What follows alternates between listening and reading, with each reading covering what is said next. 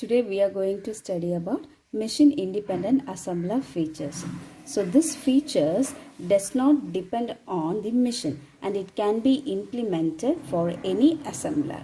Okay, so the features like literals, symbol definition statements, expressions, program blocks, control sections and linking. Okay, so first we will see what is literal. Okay, so literal, which is nothing but assign a value constant. Okay, and this literal can also be defined as an operand. Okay, as which is used to assign a value constant. Now this operand as a part of an instruction. Okay, so literal can be identified by a symbol called equal to, which has to be prefixed with a value. For example, when I say LDA equal to C end of file, so this is a 3-byte literal. What does it perform? It insert an end of file marker. How do we say this is a literal? We encountered equal to in an instruction. Okay, so we say that this is a literal. And test device, write data. So when we see that there is an equal to sign in this instruction, so we say that this is a literal. When I say like LDA hash 9, so this is also a constant, but we cannot say this is a literal because hash is a part of an instruction and we have not seen equal to sign anywhere in the instruction. So this is a immediate instruction we say. Okay, so this is not a literal. Okay, when there is an equal to sign in the instruction, we say that is a literal.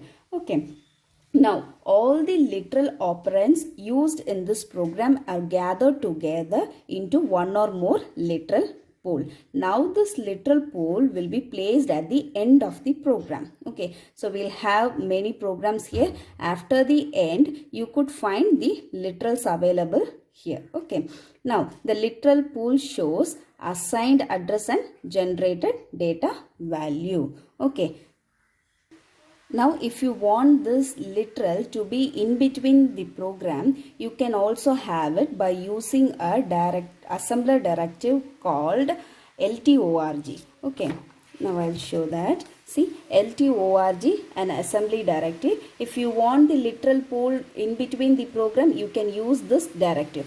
Here I have written instructions here, a small program, part of a program. 0026 JSUB 4-byte instruction and again 3-byte instruction. After this instruction, when the assembler encounters LTORG, so immediately it assumes following instruction would be a literal. Okay, so in between programs you can use literals. Okay, after then when assembler enters into this instruction, it assumes this is a normal instruction. So when the assembler encounters LTORG statement, it creates a literal pool. Okay, otherwise you can have all these literals at the end of the program. Okay, and this literal placed, these literals placed in the LTORG will not be repeated again and again after the end of the program. So now we see how to handle literals.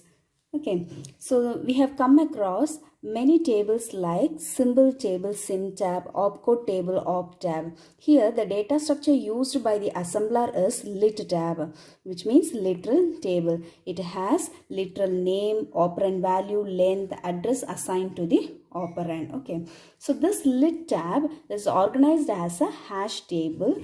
It means it uses literal name as a key. Now we see how it get into pass 1 and pass 2 assembler. Okay, during pass 1, assembler searches using key. Here the key value is literal name. So now assembler searches the lit table for the literal name. If the literal is already present, no action is needed. If it is not present, the literal is added to the lit tab, leaving the address unassigned. When the pass 1 later encounters LTORG statement or at the end of the program, the assembler makes a scan of the literal table. At this point of time, each literal currently available in the table is assigned address. Now the location counter, LOC CTR, this location counter is getting updated because to reflect the number of bytes occupied by each literal. Okay, so this is the literal table. It has literal name, operand value, length and address assigned to the operand, it uses the hash table as a key, and later it searches using the literal name. If the literal is present, nothing happens into the lit tab, and later if it is not present, literal is added but it will not assign the address. Later when the assembler encounters this LTORG statement, it makes a scan. After then only it will assign the address to the literal. Okay, so now we see the second feature, symbol defining statements. So these are all the statements which helps to define symbols that will assign values to them. Okay, there are two assembler directives for defining symbols. One is EQU, which means equate. Another one is ORG, which means origin. Okay, so the general form of EQU is symbol equate value. So here I have written maxlen EQU 4056, and the second instruction is LDA hash 4096. So I can make it short by writing LDA hash maxlen, which means this 4096 equate the maxlen. So when the assembler refers this maxlen, it gets the 4096 value. Okay, now ORG. ORG means origin. Okay, so this will reset the value of location counter. Reset the value of location counter. So initially this location counter have the starting address of the program. As the instruction moves from one instruction to the another instruction, location counter gets increased. If it encounters ORG, it means origin, it will change the value of the location counter. For example, if I say here there is a program. Okay, so these are all the instruction. Now the location counter points this location. Okay, the address would be say 1004, and next statement ORG 1007. When it encounters, assembler encounters ORG 1007, immediately this location counter value is reset to 1007. Okay, now the symbol equate value, this value may be a constant or an expression. Okay, so these are all the two assembler directives used in the symbol defining statements. Next we will see about expressions. So expressions are evaluated by the assembler. Expressions should be evaluated by the assembler to produce a single operand address or a value. This expression consists of two things. One is absolute expression and the second one is relative expression. Absolute expression contains only the absolute term. When I say 5 plus 5 which is equal to 10, which means absolute value, the numbers it uses. Okay, absolute term. So 10 would be an absolute value. In a relative expression, it contains relative term. All the relative terms which can be paired, and the remaining unpaired relative term should provide with a positive sign. Okay, so S plus R, which means starting address plus relative term. So I'll tell you an example. Buffer minus buffer end. Okay, so now the buffer's address would be 1033 minus 1030. So when we subtract it, we'll get 003. So now this is an absolute value, but we cannot say this is an absolute expression because this buffer and buffer end are derived from the starting address of the program. Okay, now the starting address is 1000. It means that if the starting address is 1000, then you will get 1033 as an address for the buffer, and 1030 will be the address of the buffer end. When I change the starting address to 2000, it also gets changed here. So now this buffer and buff end is dependent on the starting address. It is derived from the starting address. So this is relative of expression. Okay, that's why we are using starting address positive sign plus starting address plus relative term. So this is a relative expression. Okay. Now if the expression does not meet the condition, either absolute expression or the relative expression, then the expression is flagged by the assembler as an error. Okay. Now we study about program blocks. Blocks we say as functions or subroutines. Okay. Obviously, the source program contains subroutines data areas. Okay. They are handled by the assembler as one entity, and that results single block of object code. Single block of object code. So we'll have a segment of code here. Now this program is divided into 3 blocks. First one is default block. Second one is C data block. And the third one is C blocks. Okay. So this default block is the first unnamed program block. Contains all the executable instructions here. Okay. And the second one is data block. Okay. This is the second block which is named block. C data contains all the data areas of few words. And the third one is C block. C-B-O-B-L-O-C-K-S. C block, but it is named as C-B-L-C-K, C blocks. Okay. So contains all the data areas of that consist of larger blocks. Here fewer areas, and this is the larger areas that is stored in the memory. So these are all the blocks consist in the segment of code or a program. So now we need to know which portion of the source program belongs to these various blocks. For that we have to use an assembly directive called use. Okay, so this is an assembly directive to identify which portion of the code belongs to these blocks. So now at the beginning of the program, so here it will be the beginning of the program. At the beginning of the program, statements are assumed to be a default block. If no use statements are included, the entire program belongs to this as a single block.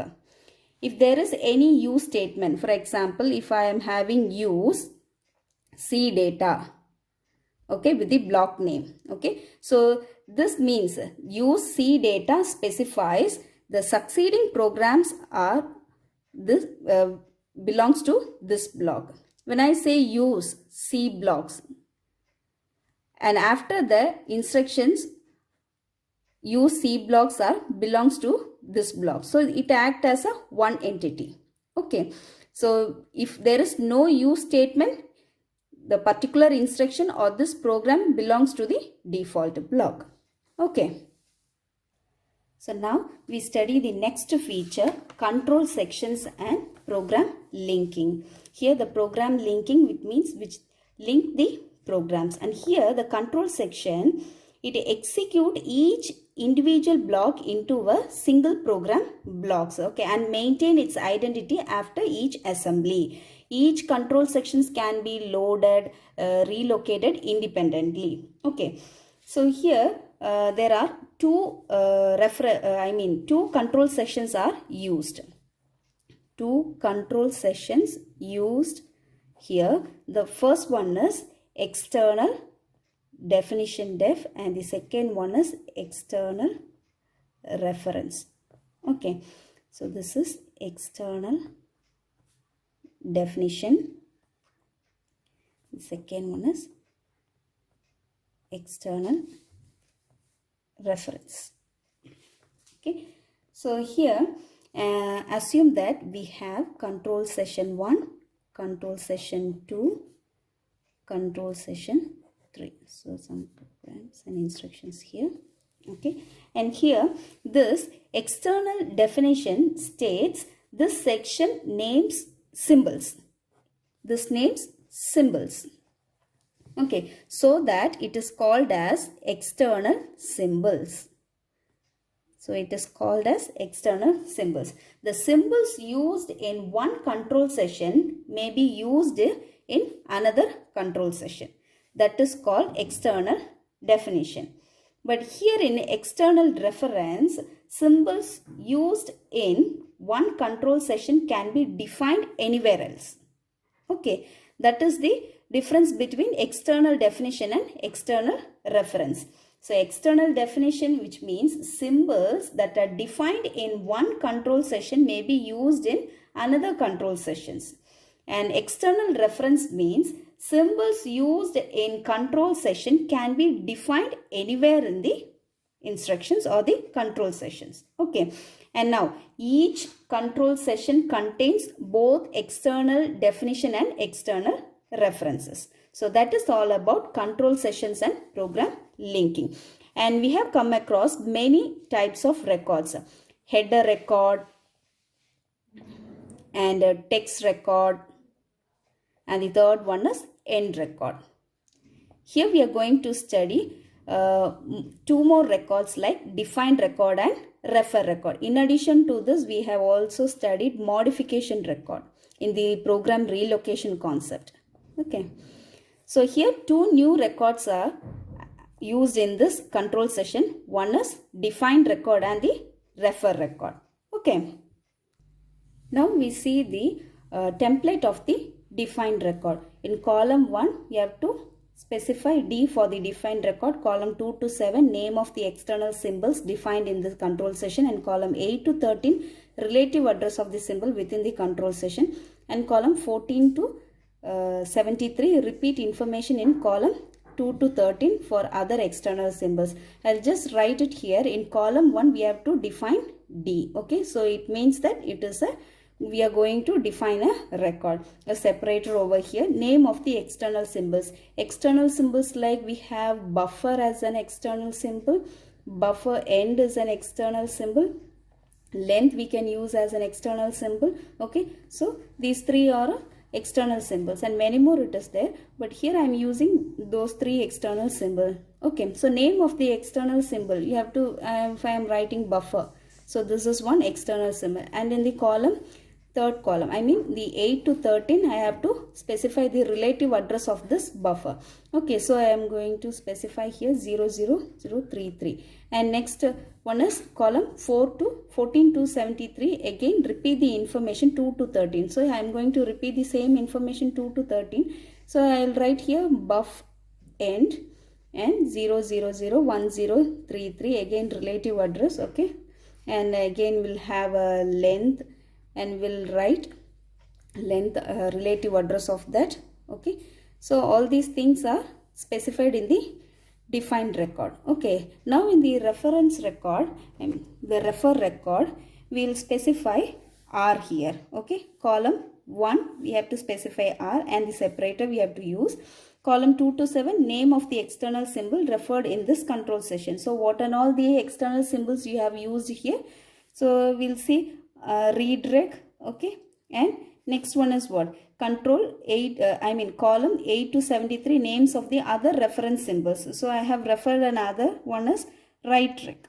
Okay, so this is a for refer record. So this is the template as per we have to write it. Okay, and the third one is modification record. So this is a revised modification record for defining this defined record and refer record. Okay, so column 1 we go for modification, specifying this is a modification record. Started address of the field to be modified relative to the beginning of the session. So starting address will be specifying to 0004. Okay, and next one is length of the field to be modified in half bytes. This we have seen in the program relocation concepts. There we have used this modification record. Okay, so here in half bytes we go for 05. Okay, so it means 20 bits. Okay, and half bit means what? 1 byte. 1 byte is equal to 8 bits. When you take half, 4 bits. So here you will have 05 bits. So now here you have to give the length of the field to be modified in half bytes is 05. Okay, and next in column 10 what it specifies? It specifies modification flag. If you have any flag modification, you go for what? Plus symbol. Okay, and just write it redirect.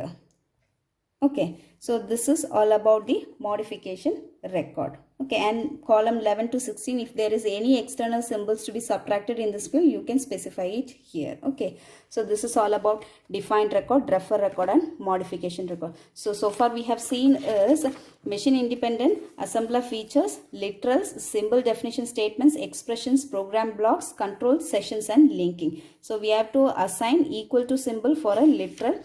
Okay, and we generate a literal pool. In between programs, if you want a literal, you can use this assembler directive LTORG, and how to handle this literals using a lit tab, and we come across many fields like literal name. It uses as a key. Now with the help of the literal name, the pass1 and pass2 assembler, you can search into the lit tab. Okay, so all these things we have seen. And next one is symbol defining statements. There are two assembler directives, EQU and ORG. This is an origin and this is an equate assembler directive. Okay, origin, which means it will reset the value of the location counter. Equate, which means you are going to give an equivalent value to the particular instruction. Okay, and next one is expressions. So this is evaluated by the assembler. Two types of expression, absolute and relative. Okay, it only have an absolute term, and here it contains a relative term. And again, when we come across program blocks, it acts as a single entity. Okay, there are three different blocks a program can have. One is default blocks, C data block, and C blocks. Here we have to use a use directive to define the blocks. Okay, if we are not using any use directive, assembler directive, it means that rest of the program or all the program within the single block. And we have seen control sessions. Here we have seen two control session, external definition and reference, and these are naming symbols. Okay, so each and every control session can have both external definition and external reference. And we have seen two new records here in addition to header, text, and end modification record, that is define and refer record. Okay, so this is all about machine independent assembler features.